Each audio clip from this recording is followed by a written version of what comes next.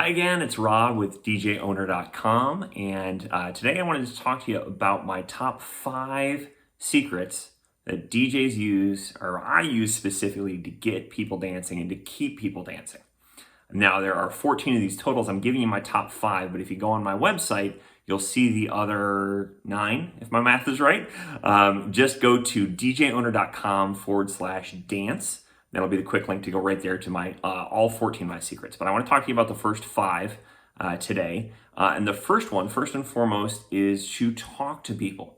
I know you're a DJ. I get it. You are behind the decks for a reason because you might not be somebody that gets out in the crowd and talks to people on a regular basis.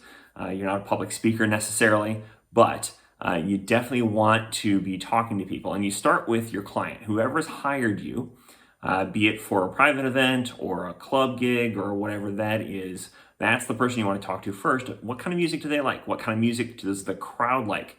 Who's going to be coming? How old are they? What sorts of things are they into? Those are the information, those are the pieces that you need to know what sort of music to pack in advance. And then the second part of that is when you turn up to the venue to get started to actually play your set, get there early. Talk to some of the people that arrive early. Ask them what they might want to hear. Ask for requests early on. That will get you started, get you kicked off. Knowing what to play for the specific audience that you're going to have. It's going to be very different depending on where you are, the venue, the type of event, all that sort of thing. And you're going to have a good idea going in what you might need, but you'll be surprised what you run into once you get there. So definitely talk to people and ask them what they like. That's the easiest thing that you can do. Tip number 2, pack way more than you need.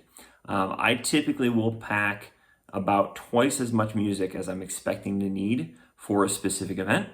And I've actually taken to packing 3 or 4 times. So if I'm doing an hour set, I'll pack 3 hours worth of music. If I'm doing a 4-hour set, I usually don't go over like 8 hours worth of music because then you're just getting into overkill. But those, what I've done recently in my DJ mixing is I'm actually mixing out of songs a lot quicker than I used to. So I've been packing more music because of that. And then in addition to that, you want to pack strategically. So you'll start with your core of what you want to play based on what you know about your audience. And then you're going to expand out from that core. Maybe dabble a little bit in some nearby genres. Maybe dabble a little bit in some more popular songs that aren't necessarily in that mix of songs that you're expecting to bring, so on and so forth. Just think of it as like concentric circles, right? And build out from there. You start with a core of what you know you absolutely have to have, and then you think about, okay, what's kind of related to that, and then what's kind of related to that, and build that umbrella a little bit bigger. And build in some of that stuff that might not necessarily fit exactly what you're going to play, but either you love it or you know it's pretty popular overall, and that'll really help you when you're scrambling for tracks while you're at the venue trying to get people involved. You'd be surprised what you find in that process that would be really helpful. So tip number 2, pack more than you expect to need. The third, once you get there, figure out what they want. And it's actually a pretty simple process. You're going to start playing what you think you expect the crowd to like while you're there, and just see what happens, right? See how they react. And that's very, very key. So you're going to dabble as you get started, right? You're going to start with probably some slower, if you're starting in an evening, or even starting your set. You're not going to start out with your biggest tunes, your most popular stuff.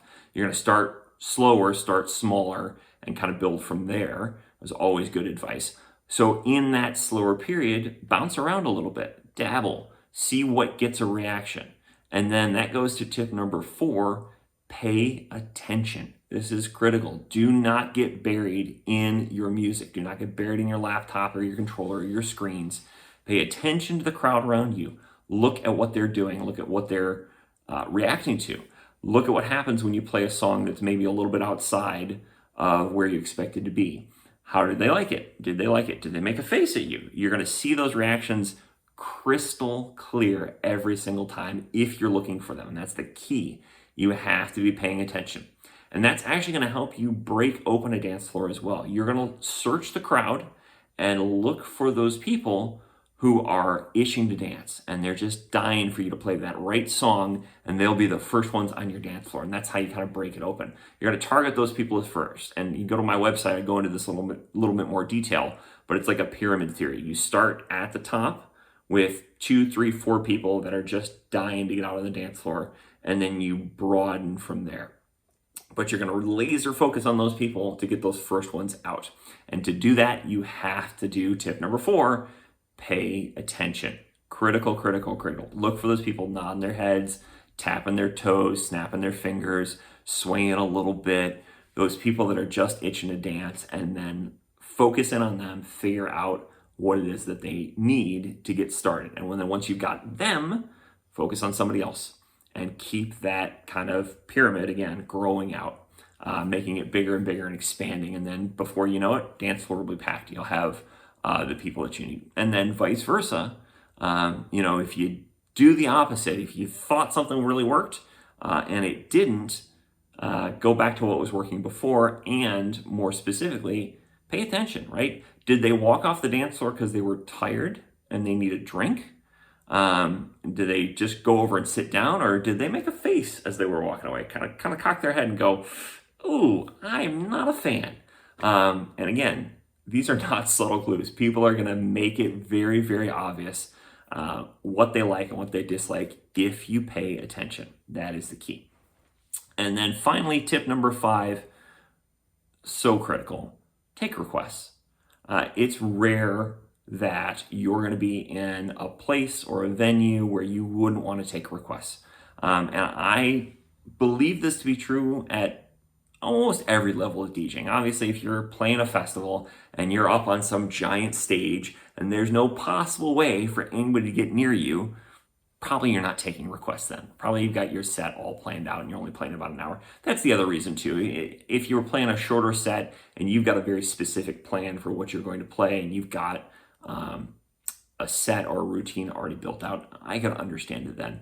Almost any other time, I feel like there's not a reason to not take requests.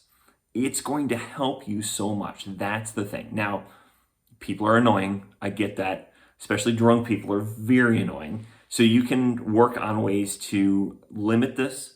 You can work on ways to make it easier. Maybe you don't take requests in person. Maybe you have people tweet you their requests. Maybe you have a sheet outside of the DJ booth that's not anywhere near you that you have people write it down, and you just go check every so often. That's an easy way. Especially I found it like high school dances, proms, homecomings, that sort of thing, where I get a ton of requests inundated from teenagers, which sometimes they're polite and sometimes not so much. That is an easy way to kind of filter that out and make it easy. And then the other thing I love about a request sheet is people can see what other people have already requested, so you don't get the same song 800 times. And they can see if you played it before and they just missed it, right? Because I just go over and cross off the ones that I've already played. So they know it's taken care of. They don't have to ask you for it again. Especially if you're going to be in an environment with a lot of drunk folks.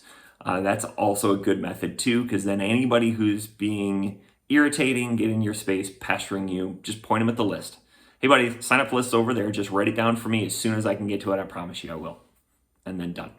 Now, the other thing you have to couple with that strategy is you need to learn to be very polite in declining requests, right? You don't want to get in an argument with anybody. You don't want to tell anybody that their taste sucks, even though sometimes it does. You want to be very almost ninja-like in how you decline these requests. A little Heisman pose to push these off, right? Here's a couple of go-tos that I have all the time. First and foremost, if it's something that I'm like, I just don't really want to play that, then I'll just be like, I don't know if I have it with me, or let me see if I can find it. Now, in the day and age of streaming, that can be a little more challenging because then somebody will pop out and say, oh, I have it on my phone here. I always have a policy. I never plug anybody's gear into my gear. Just bottom line. Even if it's another professional DJ in the room, just, you never know what's going to happen. It's not my stuff. So I just, policy is I can't do that, right? And just blame it on somebody. I don't know, the owner of the company, even though I'm the owner of the company, whatever it is, right? I just be forthright and say, I don't have anybody else's stuff ready to go. I don't know how it's going to work. I don't plug anybody else's stuff into my stuff. So I can't do that for you. I'm sorry. The other way Two is just to phrase it more like, let me see if I can work that in for you later on because it doesn't go with what I have going right now. That's a good kind of polite way to decline a request. And then if it's really, really far afield that has nothing to do with anything else that you're doing, then I'm just direct with people and I just say, that's not going to work. Can you pick something else? Great example is I was working a high school prom, playing very, middle of the road pop music, some rap, some hip hop, that sort of thing. And a small contingent of teenage boys wanted full on death metal. And I just looked at them and said, guys, that is not going to work for me. You hear what I'm playing right now. You see what everybody else is going to dance to. That's not going to work for prom. So pick something else. Pick something else that's going to be more popular than just the four of you. And they took that in stride. They weren't insulted. They understood, and they understood that I had a job to do. So that worked out really, really well. So don't be afraid of requests. They are insanely helpful, especially if you're really struggling to break an audience or to get people dancing. They can be insanely helpful. Another story I'll tell you about requests, especially in the age of technology, God bless it. I actually worked a wedding where the groom's family, maybe it was the bride's family. Anyway, there was a large Spanish-only speaking contingent. So there was a language barrier to deal with, and they wanted some specific music to dance to that I wasn't familiar with. I played a couple of Latin tunes that I knew well, but they wanted a very specific dance style. So I actually invited them, an older gentleman, very polite, didn't speak very much English at all. I invited him actually back behind the DJ booth, rare for me, but he seemed like he wasn't going to break anything, and pulled up my streaming search and just had him type in an artist. Because I also couldn't hear him very well between the accent and the loud music. It was a little challenging. So I'm just, after 2 or 3 back and forths on who is it that you're looking for, I just said, just come over here and just start typing it. 5 or 6 characters in, artist pop right up. He's like, that one. And I'm like, okay. So I drilled into it. List of songs came up. He picked 2 or 3 for me. Boom, done. Very, very simple. And they were thrilled. And then his whole family came out and danced with him. So again, don't be afraid of the requests. They are so, so helpful. And if you work your crowd skills, if you're talking to people anyway, pretty easy to politely decline when something's just not going to work out. So there you have it. Real quick, 5 of my best secrets on how to get people dancing and keep them dancing. There's a lot more depth over on djowner.com on my website. So go to djowner.com/dance. Gets you right to all 14 DJ secrets that'll hopefully help keep your dance floor packed. So hope this was helpful for you. Keep doing what you do out there. I know it's a tough road, especially if you're struggling to start as a new DJ, but keep at it, keep getting out, keep getting more experience, and keep coming back for more videos. I'll share as much knowledge as I can. Hope to see you soon.